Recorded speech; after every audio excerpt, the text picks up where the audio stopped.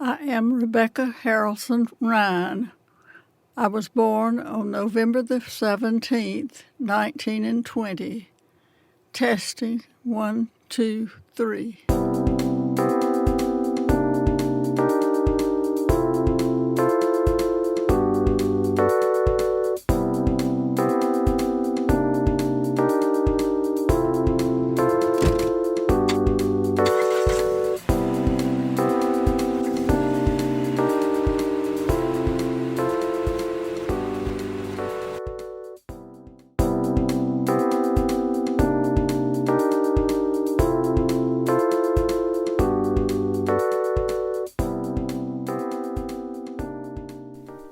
Greetings from Point of Rock Studios. On behalf of 90 over 90, I'm Rob Sumner. It's my distinct pleasure to welcome Rebecca Harrelson Rhyne to 90 over 90.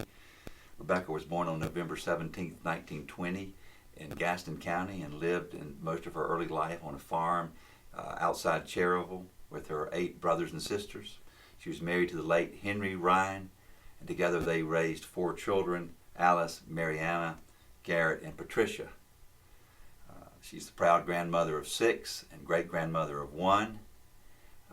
In addition to raising the family, she and her family operated a successful floral supply business in Gaston County for many years, which at its peak had approximately 150 employees. Rebecca, thank you for being part of 90 over 90, and thank you for being here today. Thank you for having me. All right, now I want you to speak up so we can make sure we get your voice on the recording and everyone can hear what we have to say. I mentioned in the introduction that you grew up on a farm, and so I want to start there, and I want you to tell me some of your earliest memories of living on a working farm in Gaston County. What was it like? Well, it was wonderful. I'll say that the first thing. I really enjoyed it. We were free. We could play. We could run. We could just do anything we wanted to on the farm. We could go down to the creek.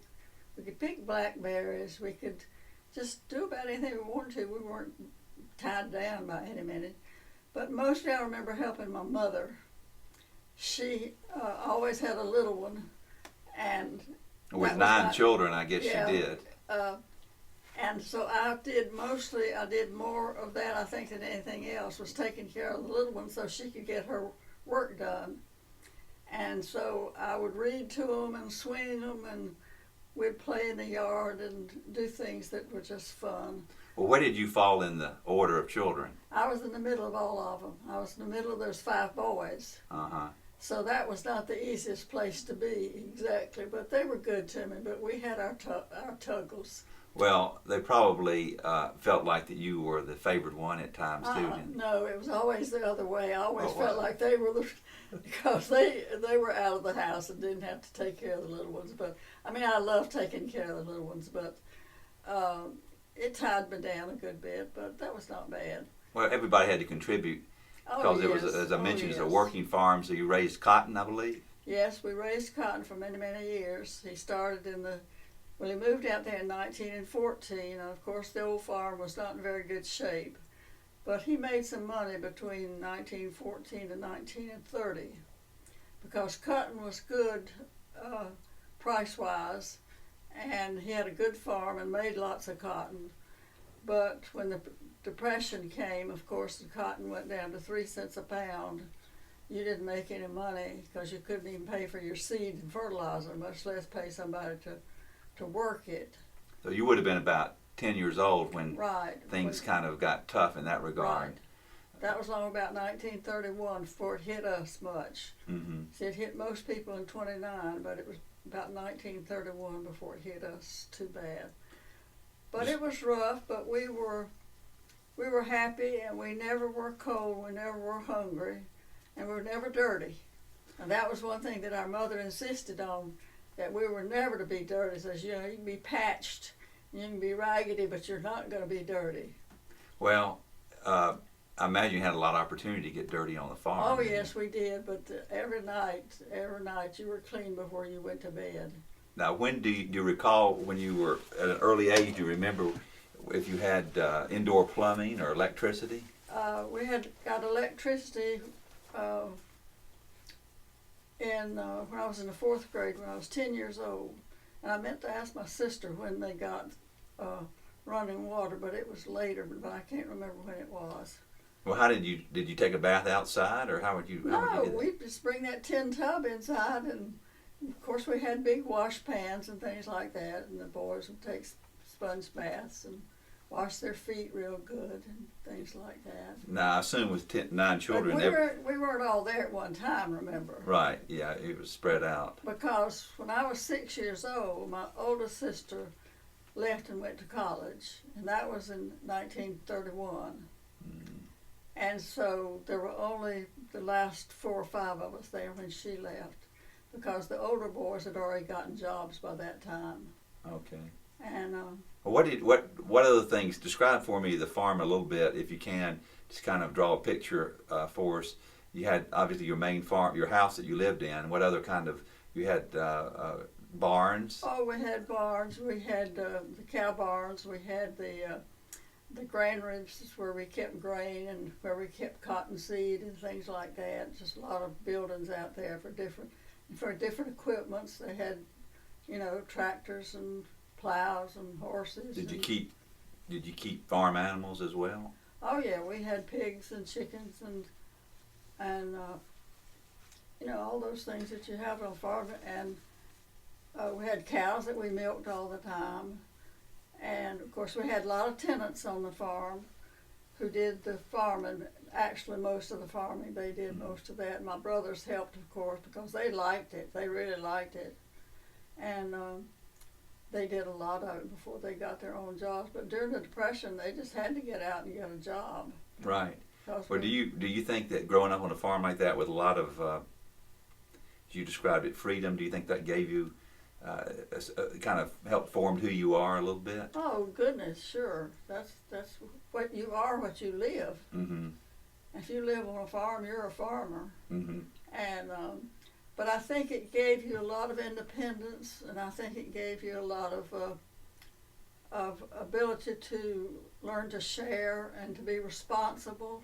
Handle crisis sometimes? Yes, you had to handle crisis. You stepped on pitchforks and you cut your foot with an axe or something. There was always something. Yeah. And so you just took it in stride. You didn't think anything about it. If somebody needed to work late, you did whatever they'd been doing. And we milked cows and we fed the chickens and we fed the pigs.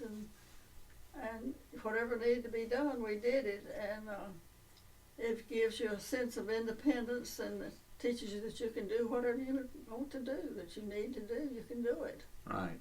Well, we mentioned your mother. You said you helped your mother around the house. It's Father's Day, so why don't we talk a bit about your dad? What do you remember about him? He was a character. He was a character. Tell me more about that.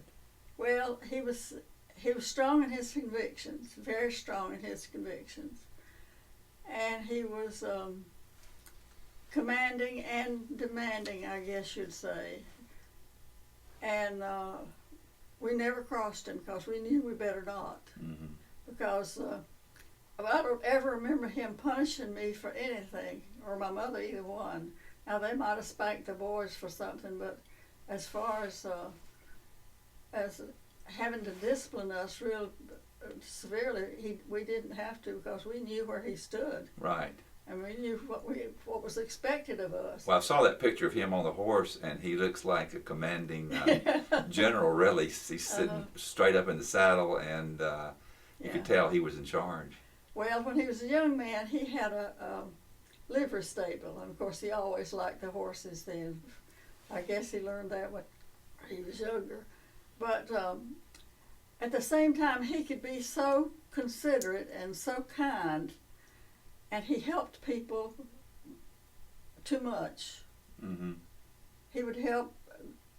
He would let the neighbors use his equipment and bring it back broken and all that kind of thing, But I guess he felt sorry for them because they didn't have that kind of equipment. Mm-hmm. And he would or he'd go to court with them if they were in trouble, and that kind of thing. He'd go and defend them or do the best he could for them. Speak for them. It sounds like he was a real strong part of your life, as was your mother. He was, but he expected a lot of us, and I think that's the most important thing raising children, because if you don't expect anything, you don't get anything. We spoke earlier about your schooling, and I know schooling was important in your family. Right. And even though you spent a lot of time working on the farm, your parents expected you to go to school and to Do well. It goes back to that expectation you were talking about earlier. But I think your brothers went to a county school, and you were given the opportunity to go to the Cherryville school because they felt it was a better opportunity for you. And you mentioned when we were talking earlier about going in on the bus and seeing some of the hardships that the folks in the city were experiencing. I thought that was interesting. Could you tell us a little bit about that? Well, when we would go through some of the streets there in Cherryville, it was sad to see those people tearing the planks off of their porches and the siding off of their houses to burn to stay warm, because they had no money to buy coal. They had no way to get wood or coal, either one, except that way. And if they had gardens, I don't know whether they had gardens or not, but if they didn't, I can't imagine what their lives were like. It must have been horrible. Well, it sounds like you were keenly aware that things were not well, but Right. you lived on the farm. You had obviously access to heat. Oh yeah, And we you had said plenty earlier- of food, plenty of heat, and we never had to worry about any food or anything like that, because we worked all summer long canning and making preserves and jellies and things, and always had sweet potatoes and Irish potatoes and Good things. food. Yeah, right. Nobody eats that stuff anymore, of course. Oh, you're kidding. Well, I mean, I think the food was a lot better. The food that you Well, ate it was a lot good. healthier. It was good, yeah, it was healthy, because we had a lot of fruit. We had peach trees and apple trees and all that kind of stuff. And we shared all of it with our tenants. We gave them milk and saw to it that they had food, and we tried to teach them how to garden, and they did pretty good. But we'd share sweet potatoes and Irish potatoes and things like that maybe they couldn't Grow. And Well, did you in school, were you a good student? yes, I was a good student. I was a straight A student. You were. Yeah. Okay. That's pretty good. Yeah, it was pretty good. Did school come easy for you? Oh yeah, I didn't have any trouble with school, but one of the things I was prouder of than anything else was when I was in the first grade, in the school always celebrated Armistice Day, which is November the 11th. Right. That's First World War, obviously. Yeah, right. And so the school always went downtown to the square and celebrated Armistice Day. Well, I was in the first grade and had only been there from September till November. And my teacher let me carry my little flag and lead the whole school downtown. You remember that? Yeah, I remember that to this day. I saved my flag for years. I don't know whatever happened to it, but I was so proud of that. You should have been. My mother was proud of it too. She was proud of it. Did she see That's you something march? I haven't talked about is my mother. I'll tell you, because she was such a wonderful person. She was a genteel Southern lady, if there ever was one. Kind of like you. No, not like me, unfortunately. But she was kind and generous, and she'd help anybody and do anything she could to help make people's lives better. She particularly cared about the tenants there on the farm, and was always willing to help them in any way that she could. So, Were you close to your mom? Oh yes, because I stayed with her in the kitchen most of the time after I got big enough to do that. And dress chickens. How do you do that? How do you do that? Yes. All right, what you do, you go and catch the chicken, and you wring its head off, and then you have a big bucket of boiling water, and you dip that chicken down in that boiling water, and that would loosen the feathers. And then you took the feathers off. You pulled all the feathers off the children, out of the chickens, and then you cut it up. You cut it open and took the entrails out. And I learned more about the human body than you can imagine from carving up those chickens. Have you taught your grandchildren how to do that? No, mercy. I haven't even taught her how to do it. But anyway, she could do it if she wanted to, I'm sure. But nobody does that anymore. But But I'll have to tell you another thing about chickens.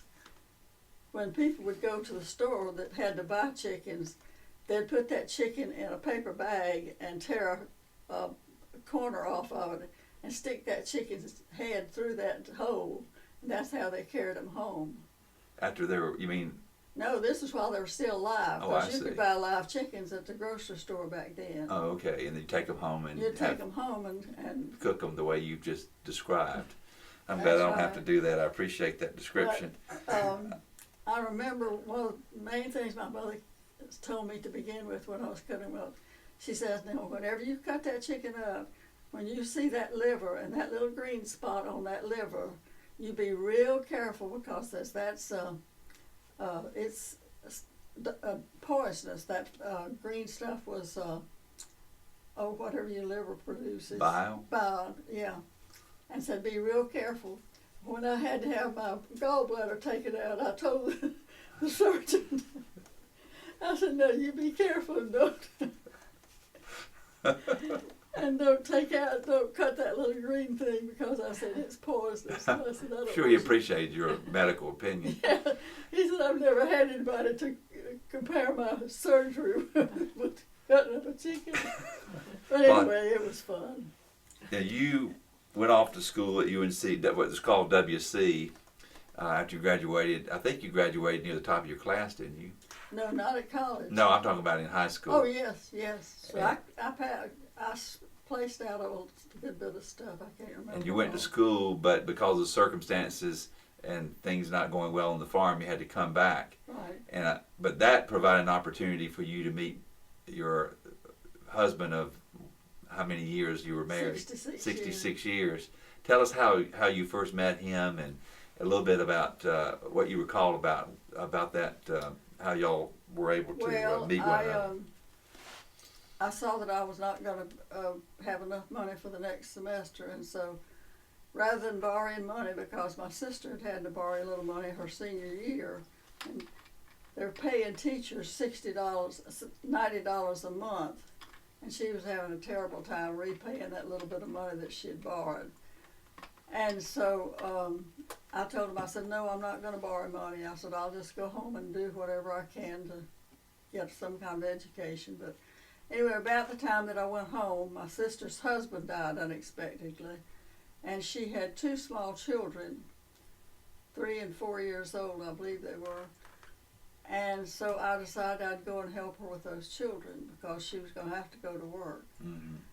And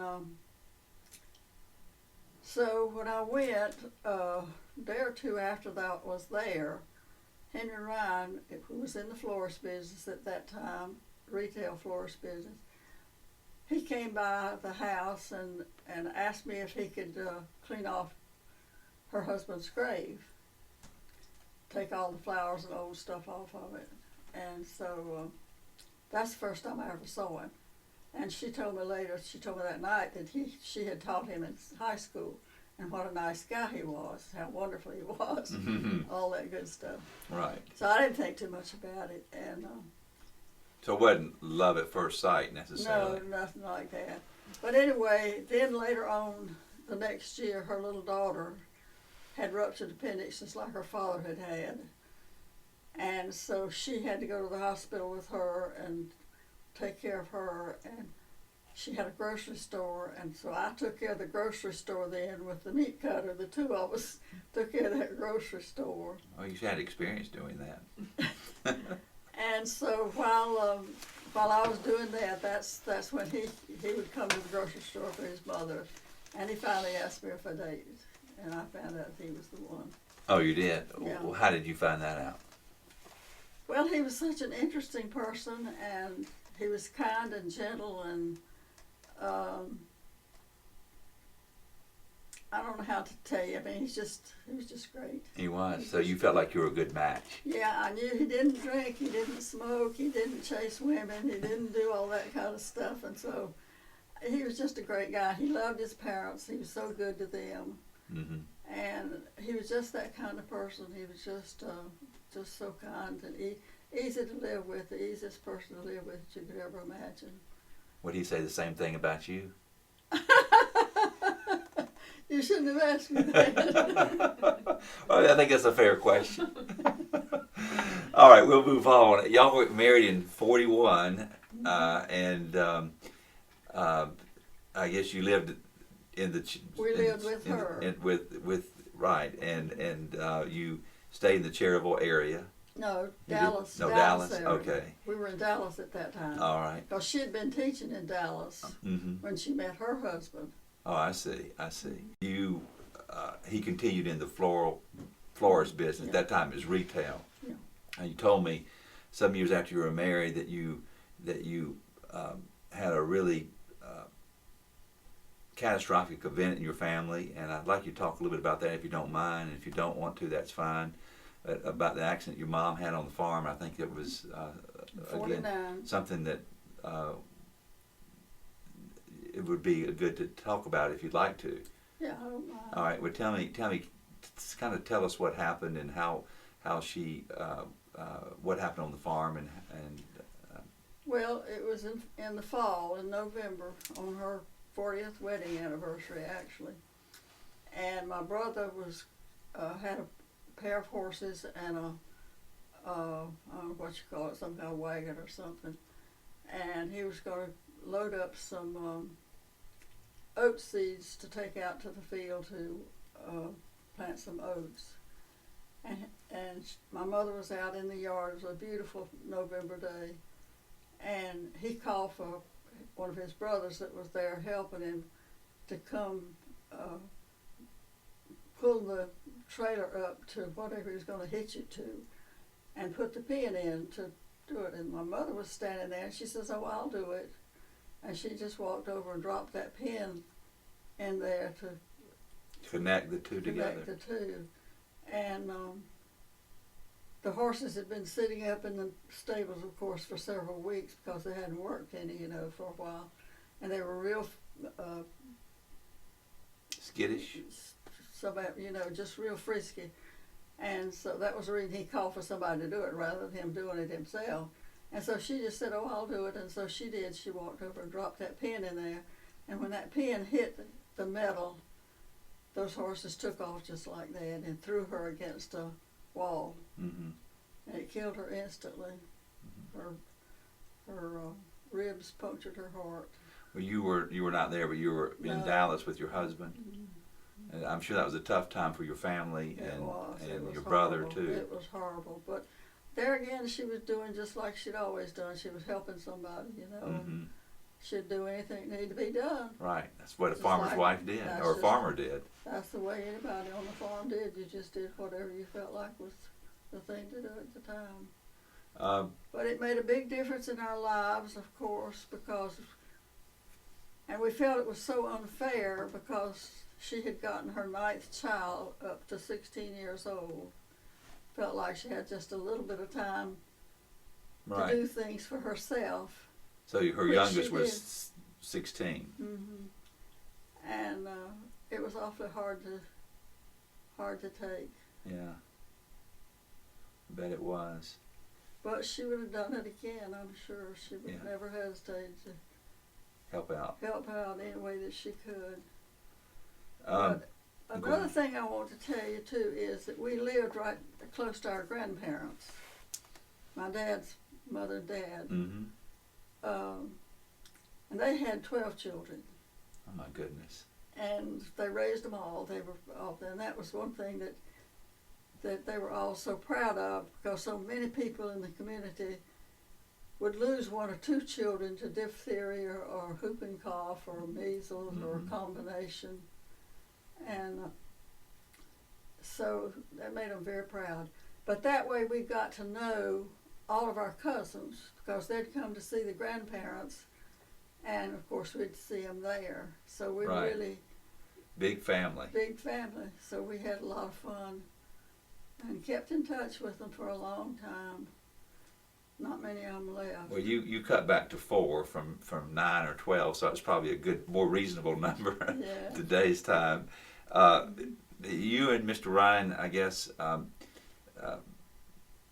you worked in the home, but you did help out at the business. The business, Once in a while, not very often. but the business grew, Yeah. and really turned into quite an operation, didn't it? Mm-hmm. And I think you gave, obviously he was the CEO, and you know, we don't have, probably can't get into all the things he did, but he was had quite an inventive mind, and invented a lot of machines and all sorts of processes to help build, to make these wreaths and things that the company made. Mm-hmm. And even though he was not college educated, he had a strict, a very strong, I think you said that he could almost see things in 3D almost. Mm-hmm. How do you think he came by that, or do you? I have no idea. I have no, because he's the only one in his family that did anything like that.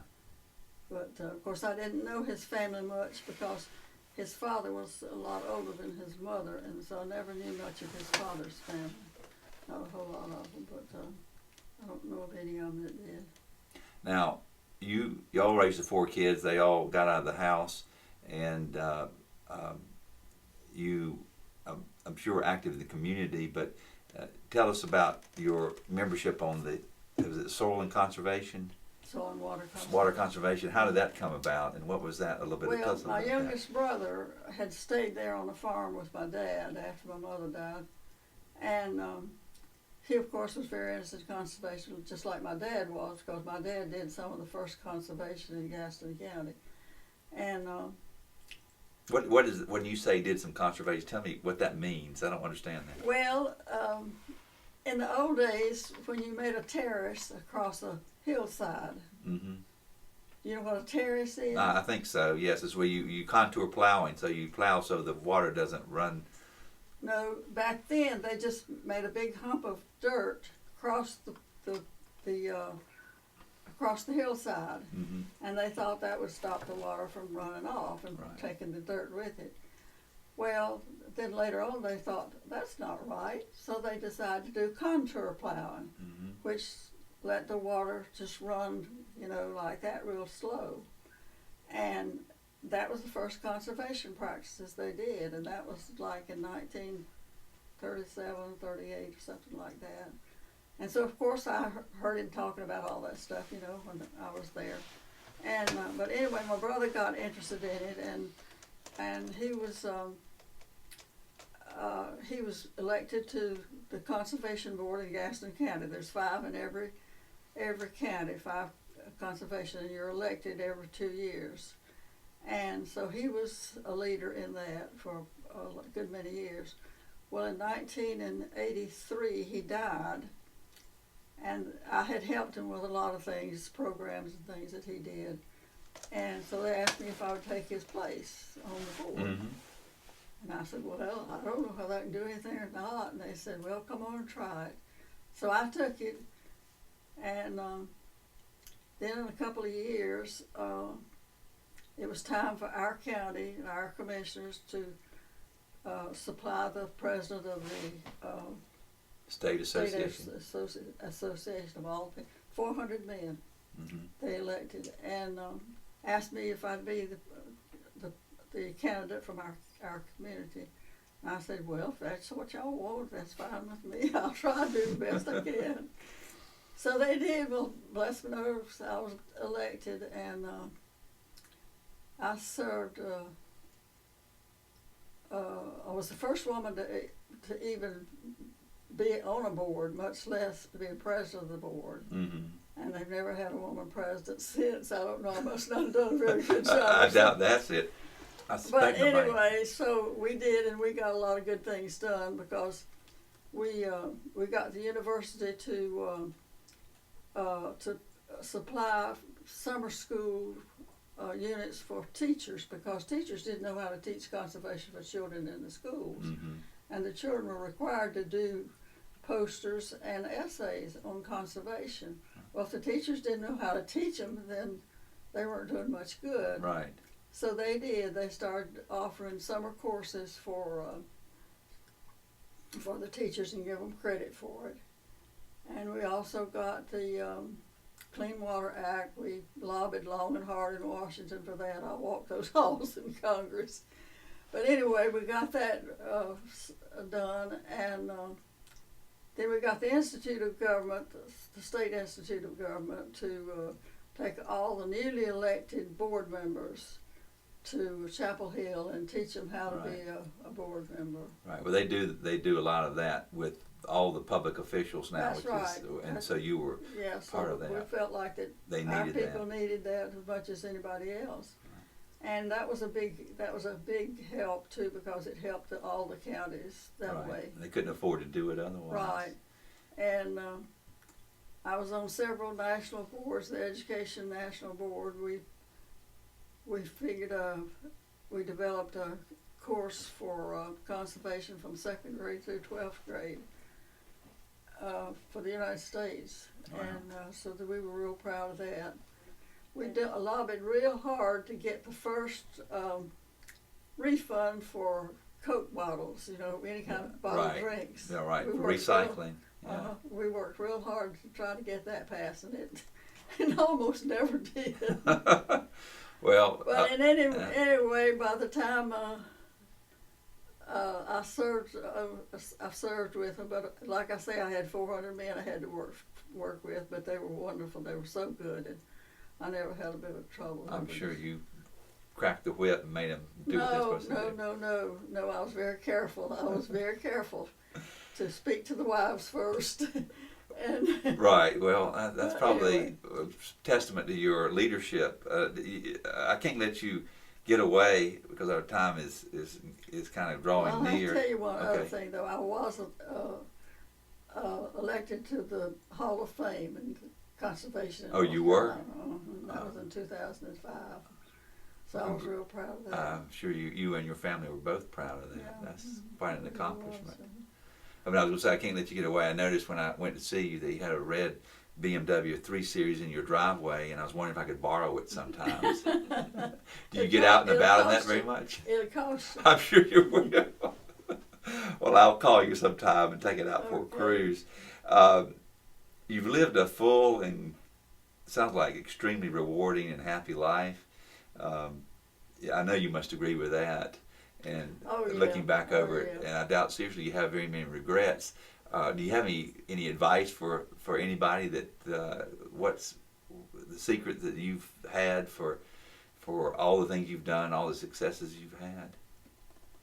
This would be the time to tell I can't tell you anything specific, but I think just to put your family first, I'd say. Do the very best you can. Expect a lot of them, and then for you to respect them, and try to work with them on anything that they need you to, but to let them make their own decisions as much as they can. But well, I think that's really what you've done. That's good advice.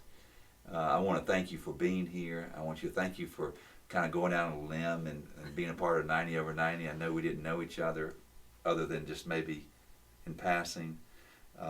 It's been a great pleasure for me to have you here, and until we see each other next time, I'll see you on the internet. Thank you so much for coming. Okay, well, thank you for inviting me, and I appreciate you having an interest in us old folks. No, what we've been through it's over my the honor. years, It's my honor. I promise you that.